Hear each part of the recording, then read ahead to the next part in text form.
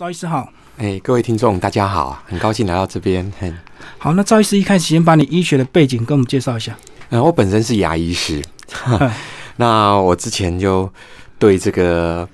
牙齿的矫正很着迷啦那但是这个我大概10多年前跑到美国去看发现有一群牙医师他矫正牙齿，可是他不拔牙，甚至于他把一些大概30-40岁这日本女孩子以前10几岁、20岁的时候矫正拔牙的空间，又把它撑开来。那我就问他们为什么，他就说这样对呼吸道比较健康。那我觉得也是蛮有道理的。那我就去花了很多的心思在做这个治疗跟研究。那但是想说有一股热忱没有用啦。那我后来又跑去国立阳明大学脑科学研究所念博士班。那我就专攻这个睡眠呼吸中止症。是。那我才赫然发现说，哇，原来现在全世界的医疗走向除了药物医学之外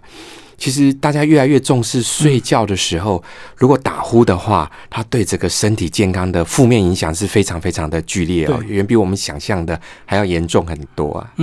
可是关于打呼，大家传统刻板的印象不是要看耳鼻喉科吗？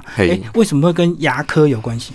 其实也蛮有趣啦就说我不瞒你说，我自己也会打呼啦那我当初也是找这个胸腔内科，大概原则上就是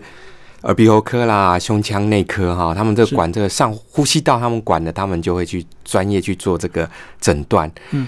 那我当初也是觉得，就是说，可能跟我们牙科没有很大的关系实际上我在做不拔牙矫正的时候，其实我遇到的阻力也很大，因为大部分矫正医师都拔牙，他们就是非主流，就对。对，他们就会可能会对我们会有点是不是标新立异会对我们有一些误解那但史丹佛大学在这几年的研究，还有哈佛大学他们在这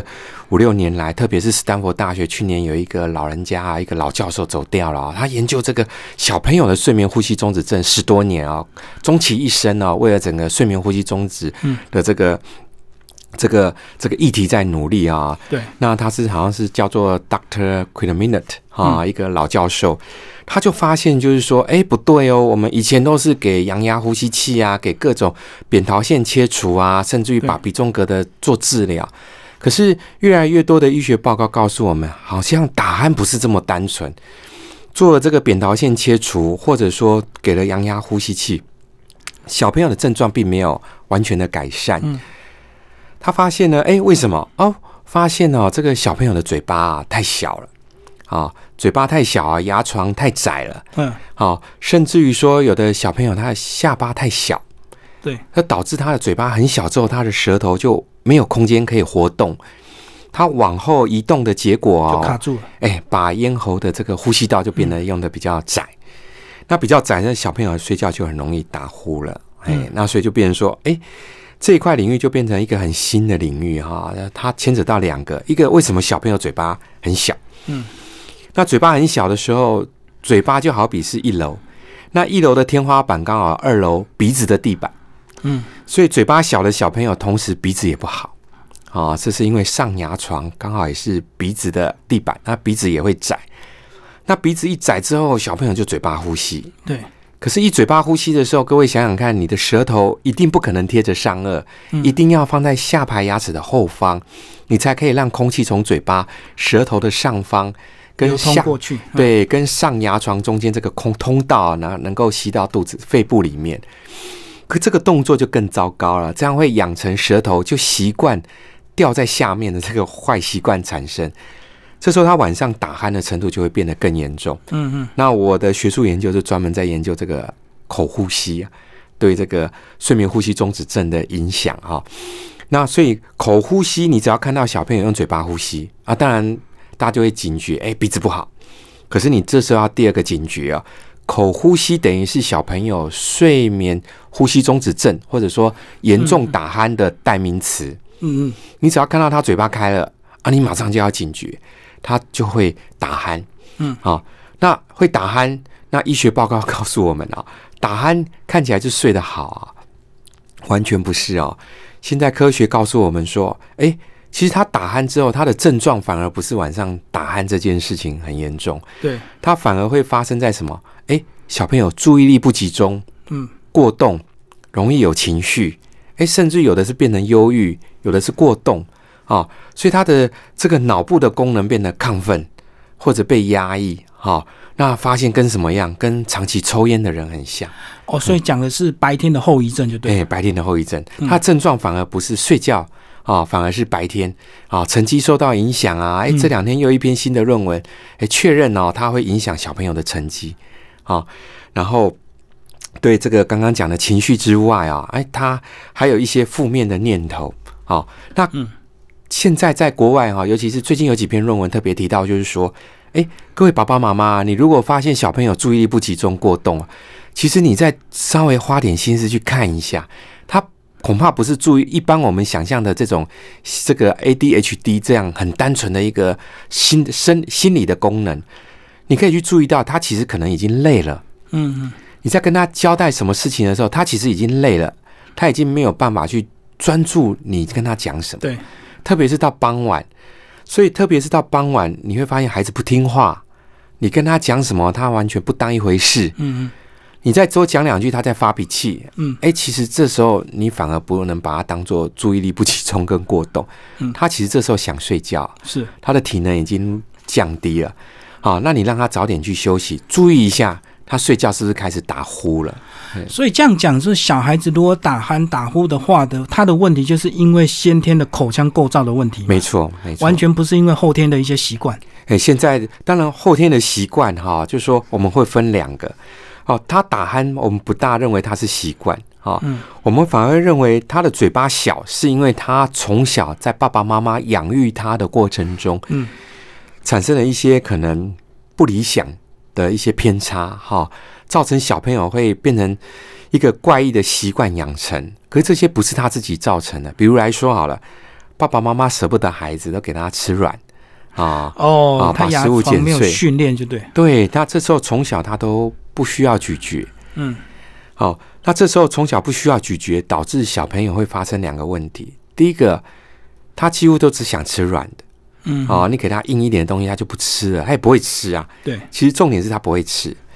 那这衍生到第2个问题，有些常常看到很多到餐厅就看到很多家长喜欢骂那2、3岁、3、4岁的孩子吃很慢。吃很慢这件事情绝对不能怪孩子，吃很慢这件事情已经代表孩子在咀嚼功能产生了障碍。对，它是一个症状，已经是一个疾病了。那症状我们还不到疾病呢。这时候家长你一定要马上回头审视，小朋友他在6个月以后就不可以把食物剪碎。我们6个月台语都讲小朋友老脆糯就有口水了嘛。对，代表他要吃大人的食物。可是这个是严重，这个在台湾特别严重，就是台湾到了1岁、2岁、3岁大人还是把孩子当作婴儿在喂养，还在用副食品就对。那个食品都把它弄得很软碎碎的。再不然就给他吃面包面包在台湾又特别泛滥在国外你看这美食展，老外来一看吓一跳，哇，你们怎么把这个面包当主餐啊？面包它是点心可是我们发现我们去买我住土城嘛有时候来台北也许上节目，我会去台北的早餐店买。我有一次惊吓到，老板问我，先生你要不要切边？很多人不喜欢吃吐司边，吐司切边口感不好。那其实是糟糕了，其实那个边才是人吃的那个不是边的，那反而不应该是我们正常人去咀嚼的所以现在发生一个很大问题，小朋友在喂养过程中他吃太软了。他吃太软之后变成说他的舌头力量没有了。对，舌头力量没有了，舌头就容易坍塌，所以他睡觉没有力量的话，他睡觉容易打鼾。舌头本身没有肌力，肌肉力量太弱了，所以舌头还是要训练。要训练。那第2个，缺乏咀嚼，咀嚼会刺激上牙床往左右跟前后去扩张。他这扩张的能力没了，导致他的这个上颚骨没有扩张，没有发育，就变比较窄。对，变窄。然后鼻子比较塌。我懂。为什么鼻子比较塌？因为我们门牙4颗是所谓的前颚骨。如果你把食物都用碎的话，小朋友就没有办法像吃巴这样。前颚就不用用力对，可是这件事情对这个前颚骨对鼻梁的发育是非常的重要。所以食物变软剪碎了，小朋友都失去了训练舌头跟扩张上牙床的能力。那这个上牙床没有扩张之后，那刚提过嘛，你的这个1楼的天花板，嘴巴的天花板就是鼻子的地板。你嘴巴的天花板没有扩张了，你的鼻子就不好了。那你的上牙床一窄了，这时候下牙床发育通常因为大部分的人鼻子不好，口呼吸舌头会放在下排，所以大部分下牙床发育是好的。可是各位你想想看，上牙床窄，可是你下牙床发育好。可是下牙床它不是平行的，它的在前面犬齿区是比较窄，后面的大牙区比较宽，两侧就对。对，那左右的这个宽度不一样，那但是你上面窄，那你下面发育好，所以你的下巴必须往后移动，让前面比较窄的这个牙齿去对到上面比较窄的牙床，刚好窄对窄，对，所以整个下排会往后，对，所以产生一个代偿性的下颚后缩。那你就糟糕了，这完全都是助长小朋友打鼾啊，小下巴、窄牙床、鼻子不好、口呼吸、舌头又没有力、下巴又小，都会压迫到这个咽喉的气道。所以你会发现说，这样的孩子，吃东西什么都过敏，精神永远都不好，容易有情绪，注意力不容易集中，成绩又容易受到影响。从成绩受到影响又分了2大类，一种他创新能力很好，为什么？因为他不容易持续，他会容易东想西想，跳痛就对。对，那但是他要专注力，就通常会变得，不管是有的是学校上课，或者有的去学钢琴，学什么，这老师就很辛苦了不容易，必须要去一直用一些很新鲜的东西去让他突然精神来，再去持续去做这个教学了那这其实都是类似同样的问题，缺氧了。吸不到空气了，所以总结来讲，都是晚上睡不好造成白天的一些影响。那刚刚讲到这个除了这个记忆力不集中啊、过动，在书里的第1章也有讲到还有很多的后遗症，对不对？包括什么身体慢性发炎，然后长不高，然后学习成绩不好，还有异位性皮肤炎、气喘、过敏，哇，全部都是这个问题产生的。这个过敏3大症状第一个就鼻子嘛鼻过敏气喘、异位性皮肤炎这个都再三过去已经好多的学术论文都告诉我们，这跟小朋友打鼾有非常直接的关系所以我还在跟医院合作，在做这个牙床扩张，改善打鼾，对改善异位性皮肤炎那最近还有一篇论文，他特别讲什么？光是强迫小朋友闭上他的嘴巴，用鼻子呼吸，就对改善异位性皮肤炎有明显的效果。那但效果到什么程度？但不是说完全改善啦那为什么呢？其实刚刚提到说，你不只是晚上打鼾就是吸不到空气嘛其实你光白天嘴巴呼吸，跟小下巴跟舌头没有力，就已经让你的呼吸道变很窄了。所以你其实白天就已经这个吸空气的能力就变得很差。我举个例子，我女儿我们以前也不是很懂也是让小朋友，因为孩子很可爱嘛，舍不得嘛，所以都会尽量给他软的妈妈也会捡食物，我们也是这样过来的。后来发现不对了，牙齿排列不对的时候，我才警觉去帮他把牙床做扩张。那时候我就看了很多的书，我就特别注意睡觉就给他贴嘴巴。那有一天我太太就跟我说那个贴嘴巴有一个蛮特别的特征我说什么特征他说如果晚上有帮小朋友贴上嘴巴他第2天中午不睡午觉，精神还很好。是如果这天妈妈也累，爸爸也累忘记帮小朋友贴嘴巴这时候到了中午他就累了，就想睡了第2天下午容易发脾气了。是当然贴嘴巴要注意如果小朋友有鼻塞过敏感冒不要去贴它，所以要正常的情况下。对那如果说爸爸妈妈，如果你不确定，我们有一个很简单的方法就是你睡觉前请他含着温水他能不能持续3分钟那我在临床上我就很单纯，我们牙科常常要拍一些记录要拍照片，我们有一个镜子，那家里也可以用镜子放在这个上嘴唇，请小朋友用鼻子吐气。那医学报告告诉我们，你吐气的话，那个吐出来的那个蒸汽，在镜子上的蒸汽会有雾。对，有雾气那个直径要2公分以上。那代表小朋友的鼻功能是好的。是。那如果你吐出来蒸汽大概2公分以内，那这时候你就稍微要警觉一下，小朋友鼻子不好，是不是看看耳鼻喉科？就是那个范围要2公分，对，左右2个。但是后来很多家长告诉我说，他含温水啊，2分钟、3分钟，那如果有的小朋友撑不到半分钟，没关系，吞进去再重来，3口5口慢慢让他练习到含温水大概鼻子就会扩张了大概3分钟之后，他怎么吐气都超过2公分、3公分。而且那个温水含住就强迫他的口腔不能够呼吸，对对，而且温度高，他的鼻腔就会变得比较扩张所以大概让小朋友睡觉前含温水那这持续去练习之后，那你再去贴嘴巴比较安全。我就遇到过一个小朋友大班做治疗，因为注意力不集中过动，老师受不了，学校一直换幼稚园，没有一个幼稚园要收他然后到了国小1年级的时候，他妈妈问我怎么办，他说医生要剪扁桃腺我说如果医生要剪，你也是可以剪。他说他舍不得他说你舍不得，那我们就先把牙床扩张了。因为我们一般来讲大牙左右第一大臼齿6岁长出来的大牙宽度应该大概是4公分，台湾的小朋友稍微窄一点，大概也有3.8公分，那小朋友2.8，哇！你想想看这上牙床少了1/3，鼻子就少了1/3的通道。帮他一撑开国小3年级代表班上同学去参加这个演讲比赛朗读比赛数学的这个什么比赛他差了1年，成绩都变很好。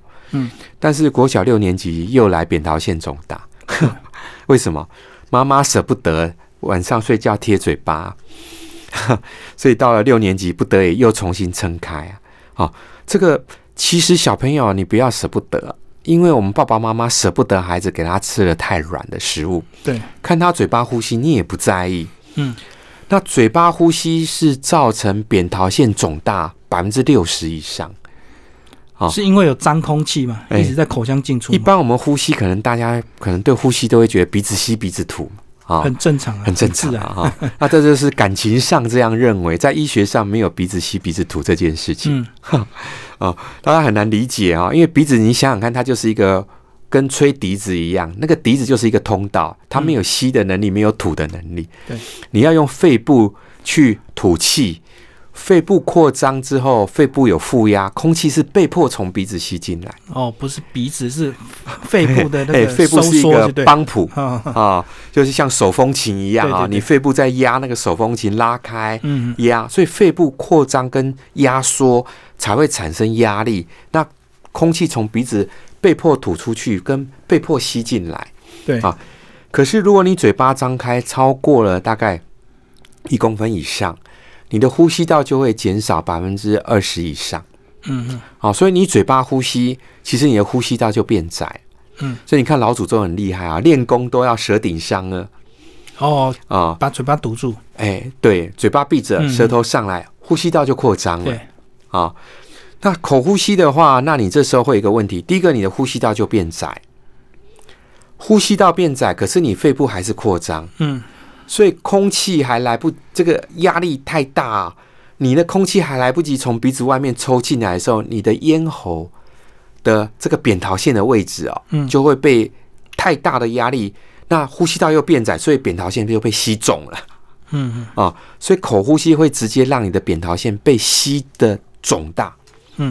那是因为你吸气的时候是肺部的帮浦在抽气。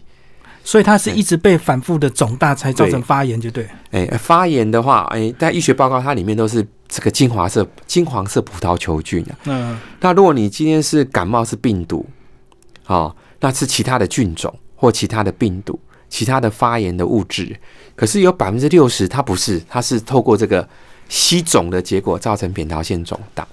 那所以现在最新像我几个朋友到斯坦福还有哈佛他们在进修也跟我讲，他们现在就是说小朋友如果有扁桃腺肿大，他可能就会去看看牙床会不会太窄。对，如果牙床太窄，就会搭配牙床扩张。那不然的话，他们就有一个新的这个5年前有个学术报告在斯坦福，他说你只要看到小朋友嘴巴张开，就拿透气胶带把他嘴巴贴起来。要3分钟，然后家长你要狠下心来。要贴那我最近在跟阳明大学还有一些学校，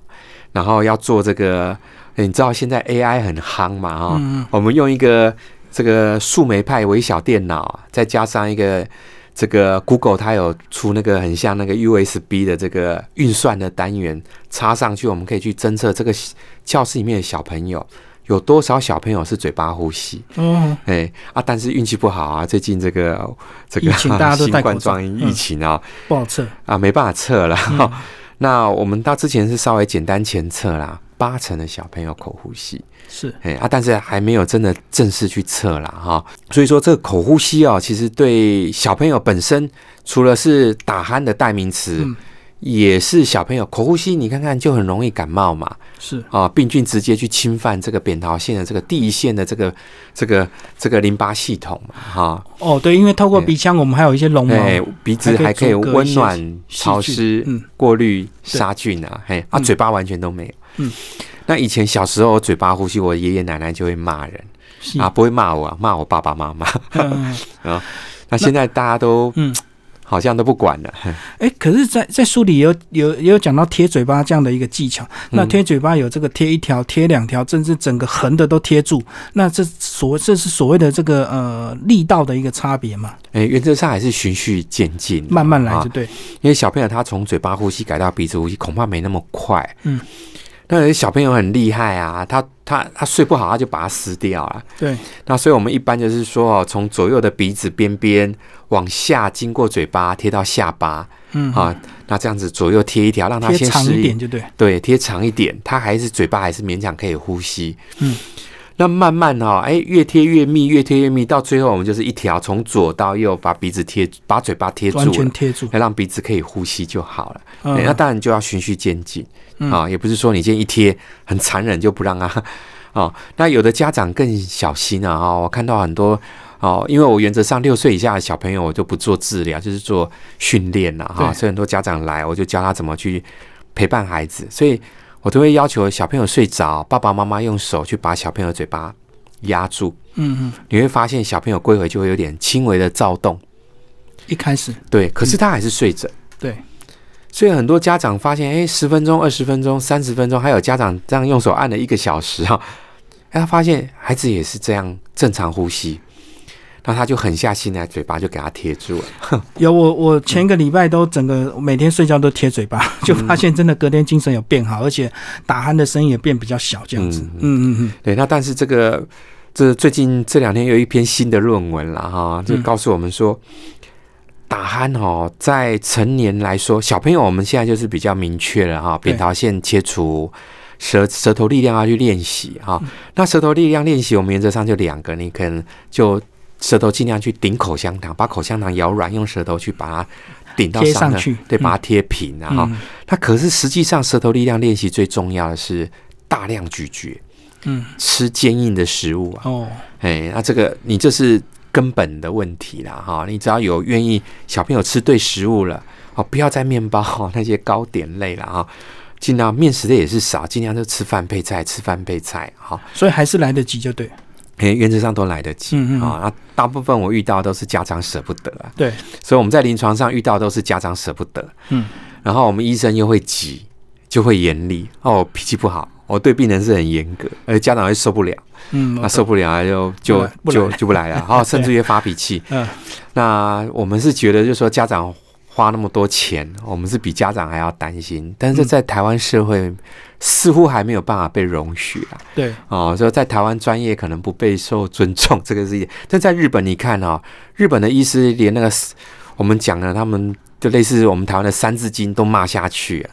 病人还在那边すみません鞠躬，哇，我在那旁边很压抑，在日本的服从性很高，所以说我在学术上看到很多的治疗成果都是日本做的比台湾好太多了可是医师刚刚有讲到你是所谓的不拔牙的这个牙床扩张，那到底是怎么样来扩张？就说我们原则上是透过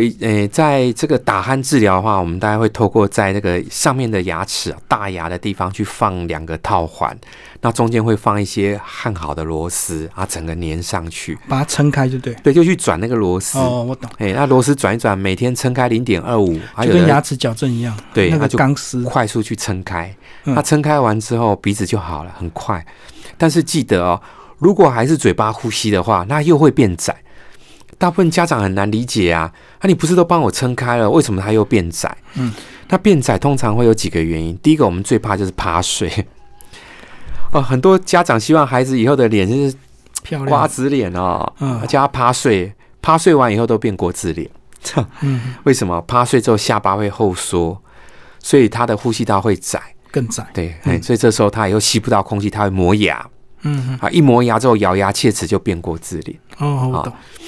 第二个就是嘴巴呼吸，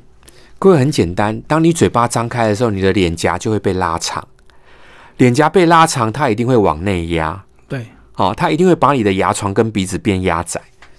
所以只要是嘴巴呼吸，它的上牙床一定会变窄。所以斯坦福大学有个学术报告啊，经过1年，他把小朋友的扁桃腺切除之后，让他用鼻子呼吸，对照组没有。经过了1年，这个有改成鼻子呼吸这一个族群，他的上牙床变得比较宽。可是没有改善鼻子呼吸，还是嘴巴呼吸这一群小朋友，他的上牙床，他虽然是6岁、7岁、8岁、9岁正在生长发育的年龄，可是他的上牙床却是变窄的。可是他的下牙床是变宽的。对，因为他舌头是在下牙床，所以你舌头在哪里活动，它会促进那个牙床哈。比如说口呼吸的小朋友，他舌头放下面，他下牙床就变宽。对，但是他的上牙床就变窄。所以不要小看嘴巴呼吸这件事，你吸不到空气，你晚上会容易打鼾，你的脸型会变成朝天鼻，因为你舌头没有办法刺激上牙床，而且你鼻子容易过敏，那这时候就变得很奇怪了，就是说这是一个很重要的议题啊，这个甚至于应该我们现在是说跟学校、跟阳明大学、跟教授合作，跟学校、跟这个国小去合作，我们是希望说，等疫情赶快过了吧，那我们可以去做一个大规模的去监测。那我们希望说它是一个重要的议题，政府未来是不是可以去重视这一块啊？我们在小学就是鼓励让小朋友用鼻子呼吸，就要矫正就对。对，就是从预防医学的角度各位都知道现在健保台湾这个疫情控制的这么好，是多多少少有这么多的医护人员这么低的薪水在任劳任怨。没错可是最重要是我们健保这时候应该投资非常非常可怕的金额包括你看看负压病床一个就要几千万，台湾有1000多个几亿元，这代表长时间这医护人员跟国家政府单位他们花了多少的时间成本，那不是今天要盖就可以盖SARS 疫情到现在，国家花了多少成本，也是希望说大家多尊重这个医疗人员跟这些在这第一线你看每天这个我们也是牙医的署长真的是很感佩啦，很感佩。那还有传统的治疗，是不是刚刚医师有讲到，大部分都是扁桃腺切除？那切除扁桃腺到底有没有什么后遗症？当然说扁桃腺切除就是说。传统我们就是不考虑其他原因啦，就说因为它肿了，它把呼吸道堵住了，就把它切掉。那我现在就说经验就像比如说好了就说你今天小朋友鼻子没有通的情形下，其实也是吸不到空气啦那我现在自己的做法，我跟医院合作，跟耳鼻喉科医师合作，就是我先把牙床扩张，这时候他的鼻子通了，他吸得到空气的时候，他精神比较好，再去剪扁桃腺。那这时候后遗症会稍微少一点。是那如果直接剪的话，我们通常就遇到的问题就是说痛啦然后持续性的发炎那主要就是说在小朋友他精神他的免疫力能力并没有改善的情况下去做手术，当然小朋友也是比较痛比较不舒服对。那学术报告也告诉我们他在复发的几率也高跟我们刚讲过，口呼吸的习惯没有改，嘴巴太小的问题没有改，小下巴的问题没有改，你病因还是没有去除所以可能过一阵子又累积又回来了就像我刚讲那个六年级的孩子，他经过了5年，他扁桃腺又肿回来那当初也是很失望，因为父母亲不认同但是后来家长还是不愿意再做手术，又重新做扩张。那国小好扩张你国小1年级2年级骨头软，很快就扩张到国小6年级就慢了，那到了国中2、3年级更慢了那所以说在更高年龄的话，我们现在就是2个，一个以柔克刚，活动式的去试，再不然斯坦福大学跟 UCLA 这个美国几个有名的大学，哈佛大学他们在做，就是甚至于用骨钉锁在骨头上，就直接把骨头扩张啊，来去改善打鼾，是万不得已啦。是。那如果说在更老、更大年龄、更年长的打鼾呢，哇，那就更麻烦了，那可能就阳压呼吸器了哈，那就是要一直佩戴下去了。可是很遗憾，就是说这2天有个新的论文告诉我们啊，他也很厉害，经过10年、20年、30年，各个病人去把他们的数据一直追踪统计哈。他说很遗憾，就是说你戴了阳压呼吸器，虽然短时间你的睡眠品质改善了哈，你白天精神好，但是对于你的心脏病、高血压啊，对这些慢性的疾病并没有改善。所以说现在的议题就是说，年长来说啊，并不是你戴了一个阳压呼吸器，或者你到牙科去做了一个止鼾器，或者你睡觉贴了嘴巴，你就短时间可以改善。可是实际上对你的身体的这个发炎的问题、慢性疾病的问题完全都没有改善。那这时候怎么办？所以最近的半年的一些论文都开始跟我们讲，就是说包括小朋友，包括老人家，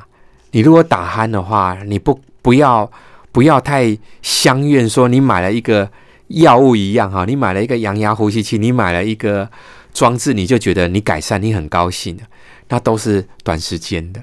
那你现在要做的就是说，当你用了阳压呼吸器，或者用了止鼾器，或者你贴上嘴巴，你精神开始变好的时候，拜托，你这时候要去运动，要去减肥啊。所以那是根本的问题。根本的问题哈。所以你只靠了这些装置，你没有办法解决你身体疾病的问题、老化的问题。那你这时候应该去想一个问题：你今天好花了一笔钱，用了一个装置，可是你实际上你要赶快到运动场去跑跑步啊，要去做一些想办法让身体减肥。虽然有的报告说减肥未必有影响，但是医学报告很明确告诉我们如果你减肥的话，你舌头里面的脂肪会减少，那舌头就会变比较小。舌头会变小，舌肌力会比较容易提升，然后呼吸道也会改善。那再加上如果你能够去慢慢的跑，越慢越好，只要你跑得动就跑。你只要跑步，你会发现你舌头不自觉就会舌头往上贴着，就怕你慢跑的时候又用嘴巴呼吸了，那就白搭了。所以随时我就鼓励老人家你只要有空你就含一口水，含着，不要急着吞，1分钟2分钟就提醒自己用鼻子呼吸。对，那我特别看到老人家在泡茶，建议他们不要一杯就干咕咕咕，把它含住就对。对，含着，我都常常在跟老人家讲，你就是含着，用鼻子去呼吸。对，因为嘴巴自然就要闭紧了嘛。对，所以随时不管是大人小朋友，随时含一口水因为小朋友叫家长去贴嘴巴，大部分家长也不愿意，难看嘛。对，含水鼓励小朋友一有空就含着水鼓励他用鼻子呼吸那我也很呼吁啦，如果你们也认为口呼吸是很负面影响的，一上课都让所有的小朋友含着水2-3分钟。一下课先让他们含2-3分钟，你会发现孩子的专注力都变好了。你不用像国外在鼓励什么打坐啊、静心啊，先不用，先含着水。所以甚至于有人说这个什么这个印第安人的成年礼，就是要求这个年轻的印第安人含着水去猎杀什么猎物，还是跑绕着山去跑就是强迫鼻孔强迫鼻子呼吸是。那第二个老人家，我们还是希望他就是说在日本做这个舌头研究是日本最多就说日本发现这个老人家如果你是吃这个粗茶淡饭的吃粗糙食物，每一餐饭要咬个500下、600下、700下，一天咬个2000下、3000下，他的舌头力量最大，他不容易打鼾，他金鸡独立站着的时候平衡感是最好。那你知道他的生理年龄就越年轻如果都是吃那个面包的东西那你都一口饭都是100下、200下，一餐吃不到500下各位，你会觉得说哪有可能吃不到500下？有一次我就很无聊，我就到自助餐店我就拿着，你知道现在那个笔型录影机很简单啊、哦，我就在那边买着，坐到一个好的角落，我就录那些人吃饭。密录机啊，你看那个做工的人哈、他们吃很快，吃好快啊！对，好、他一口饭扒到嘴巴里面的时候，你看人都畸形了，东西扒到嘴巴的时候，那这时候他很快的咬，咬3-5下吞下去，他就吞下去，就丢给胃。可是你会发现他怎么呼吸？他嘴巴张开的时候，丢到嘴巴里面咬，他其实是没有呼吸。他咬3-5下，吞下去之后，用嘴巴张大，吸口气，再扒下一口饭。哦，我懂。我发现他们吃个便当啊，150到180下，就吃完了，他吃完了。对，他大概吃20-30口啊，每一口5下，你觉得他能够咬几下？那你说他的肠胃会好吗？不可能会啊！不瞒大家说，我也会打呼啊。我们当牙科医师，哇，每天弯腰驼背，这个背也不好，身体也不好。有一次我咳嗽咳了2个月，我自己都吓死了。那最后什么原因呢？最后我找一个中医朋友就告诉我那个哲阳啊，你就2个原因啊，一个打呼啦，对，第一个胃酸逆流。我那时候想，4-5年前想说怎么可能？这怎么串都串不起来啊！2个会有关联。后来我进了博士班做研究，赫然发现原来这个胃酸逆流，各位听听看我打鼾是不是这样？对，那我打鼾的话，代表空气吸不进来，才会在鼻子后面、嘴巴后面的软腭会有鼾声嘛，对，才有这种咣咣咣的声音嘛。声但是你肺部那么大力的在扩张，空气吸不进来，都已经有鼾声的时候，那你的胃的胃酸这时候也一定会被抽上来。我懂，它吸不到空气，但是那相对的胃酸就吸上来。对，因为这附近所有的通道，它都会被它打开，想办法把东西抽出来。对，那如果像我们医生平常吃东西也是随便咬随便吞，我们肠胃也是很差。是啊，那这时候胃酸一抽上来，晚上又打鼾，胃酸本来就很多了胃肠本来就不好了。那打鼾有2个问题。第一个打鼾是刚刚我讲的，会抽气，会把胃酸抽上来，因为你躺着更容易抽了嘛，第二个，因为打鼾或睡眠呼吸中止症，血氧浓度就降低了，所以我们自己在做研究都是测血氧掉到80几的啦，70几的，跟抽烟的人没两样跟那个一氧化碳中毒一样很可怕。那这时候他氧气不足的时候，肌肉的张力会弱掉。那肌肉的张力弱掉，对男生最麻烦几个。第一个打鼾，咽喉的肌肉张力弱掉，舌头就更没力了，更容易打鼾。第二个，胃的上面的幽门，下面的上面的这个上下往食道往下面12指肠的幽门喷门，它的这个括约肌也会松掉。那一旦松掉之后那你就会容易胃酸逆流，也会12指肠溃疡。那男生更麻烦，就是你尿道开口的这个括约肌也会松掉。那就知道嘛，容易漏尿那你就知道，就是说，原则上这个老人家的所有症状就是缺氧造成的。是。好，最后赵医师帮我们总结这本书好不好？这个家长到底要怎么观察自己的小孩子打鼾的严重性？那到底严重到什么程度需要这个治疗？原则上小朋友只要会嘴巴睡觉，嘴巴张开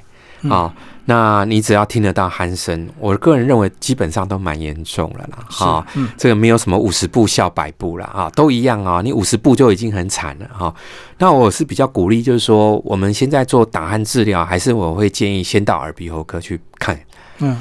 那你到耳鼻喉科去评估的时候，他大概会马上告诉你有没有扁桃腺肿大。如果没有扁桃腺肿大，你尽量练习小朋友用鼻子呼吸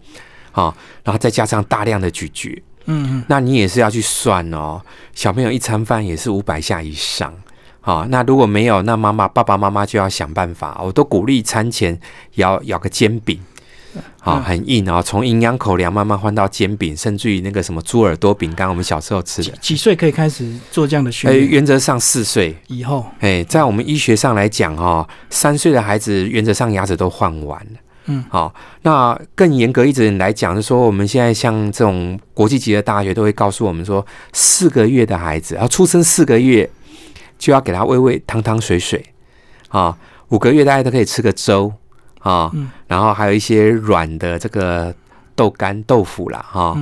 然后6个月开始就开始逐渐变成大人的食物了，不可以开始再捡食物了。家长一定觉得天哪，哪有这种事？一般都喂到1岁多。没有错，太慢了，太慢了哈。1岁就算你长好牙齿，门牙长好，他还是用舌头碾碎食物。对，所以小朋友是用舌头跟脸颊肌肉去碾碎食物。所以我都鼓励孩子家长你到7个月、8个月，你给他吃披萨。家长都说你一生神经有问题，太早了是吧？但是我有愿意练习的家长，他们就会去观察孩子怎么吃披萨。孩子会使劲用他的舌头跟脸颊肌肉，把那个披萨前面一点一点把它碾碎吞下去，碾碎吞下去，碾碎吞下去，他的鼻子就健康了，就通了，因为他的舌头力量很大嘛，所以你看小朋友能够亲喂母乳是最好，亲喂母乳，小朋友要使劲吃奶的力气，要吸嘛。所以亲喂母乳的孩子，妈妈都会发现，小朋友吸完母乳之后是全身冒汗，全身热乎乎，因为他用力。对，如果你抱奶瓶的孩子，全身都是冷的，所以你就在那一念之间，亲喂母乳的孩子健康跟抱奶瓶的孩子的健康，那是天差地远。对。你不管是舌头力量也没有，因为你一定要躺着嘛，躺着舌头一定是掉下来，你才能够那个奶瓶才会那个奶水才会掉下来。所以我们通常第一个会问你是不是亲喂母乳，然后接下来会问，你6个月有没有开始给他，4个月有没有进食副食品，6个月有没有开始给他吃大人的食物。你舍得，能舍必能得。你舍不得，以后就一大堆的病痛。所以我的病人只要愿意照这样做了，他原则上孩子以后也不用矫正了，也没有鼻子健康的问题，大概都 OK 了啦。那到3岁到4岁的孩子，门牙我们会去注意他有没有门缝，乳牙有没有门缝，虎牙有没有是平的，有的话代表这个孩子他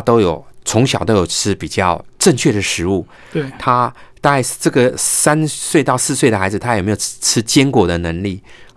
他的有没有门缝？刚讲了，他的虎牙有没有被磨平？对，那有没有办法吃坚果？这3件事就很重要。有的话，原则上他打鼾的几率就少很多，鼻子也不大容易不好。